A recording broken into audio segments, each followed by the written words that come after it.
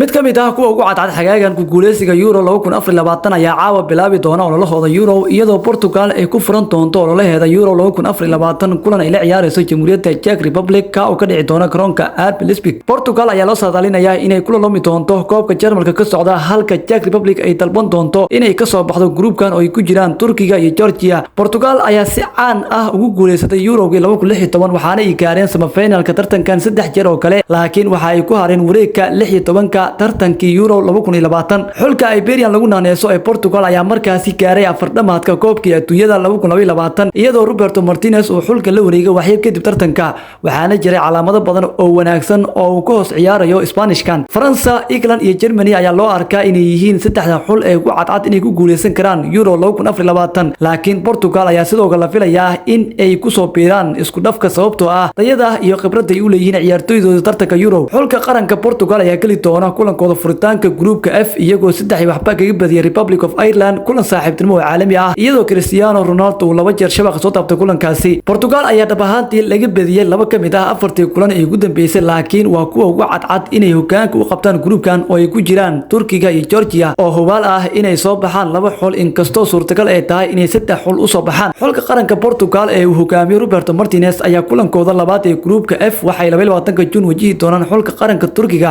kahor inta aysan soo dhameysan groupkooda 26 June iyadoo wareegga 16 tartanka uu bilaaban doono waxyar kadib. Dhanka kale Czech Republic ayaa kulankan soo gali doonta iyagoo 2 gool kaga badiyay waqooyiga Macedonia kulankoodii ugu dambeeyay ee isku diyaarinta tartanka 10 June. Kooxda Ivan Heskey ayaa ku jirta 5 gool oo xiriir ah dhammaan tartamada oo ay ku jirto ciyaartii ugu dambeysay ee reebka Euro 2024 oo ay la ciyaareen Moldova bishii November ee la soo dhaafay halka ay tan markaasi ka badiyeen Norway, Armenia, Malta iyo waqooyiga Macedonia. Czech Republic ayaa ku soo baxday kaalinta labaad ee Euro-ga 1996 halka ay semifinalka ay gaareen 2004 waxaana ay gaareen afar dhamaadka 2 kamid ah 3 tartan ee ugu dambeysay oo ugu jiro Euro-ga ugu dambeeyay ee 2020. Czech Republic ayaa laga badiyay 4 kamid ah 5 kulan ee ugu dambeysay oo ay la ciyaareen Portugal oo ay ku jirto guuldaro 4 waxba ah markii labada dal ay ugu dambeysay inay ku ciyaaraan tartanka UEFA Nations League bishii September 2022. Tababaraha xulka qaranka Portugal Roberto Martinez waxa uu heystaa dhowr go'aano oo waaweyn oo uu sameynayo marka ay timaado xulashadiisa kulanka ee caawa. Waxaa kursiga keedka soo fadhiisan doona ciyaaryahanno waaweyn balse Ronaldo oo 39 sano jir ah ayaa lagu wadaa inuu hogaamiyo line-upka xulka qaranka Portugal ee caawa. Ronaldo ayaa lagu wadaa inuu xagaagan sameeyo taariikh isagoo isku diyaarinaya inuu ka soo muuqdo koobkiisii 6aad ee Yurub halka uu doonayo inuu noqdo ciyaaryahankii ugu daada weynaa ee goolka dhaliyay tartanka Euro 2024. Pep waxa uu noqon doonaa 41 sano jir iyo 113 maalmood marka xulkiisa qaranka uu furto ololaha Euro 2024 ee caawa waxaana la filayaa inuu ka soo dhex muuqdo daafaca si uu u noqdo ciyaartooygii ugu daada weynaa ee taariikhda tartankan ciyaara.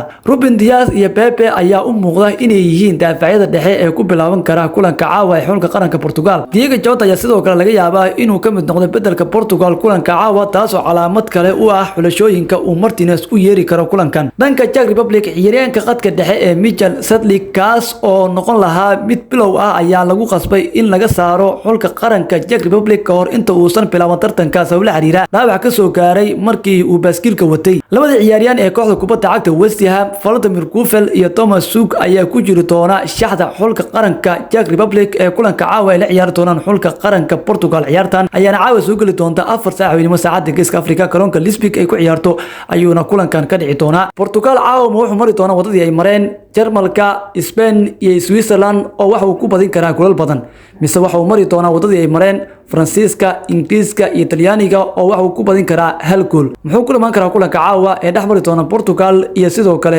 Czech Republic ku soo qor saadaashada qaybta hoose ee commentiga laaksar muuqaalka oo sii sheerkay soo saaxiib badan gaaro sidoo kale ku soo biir page-ka Sameel Cadaala haddii uu safalo ku ahayn mahadsanid.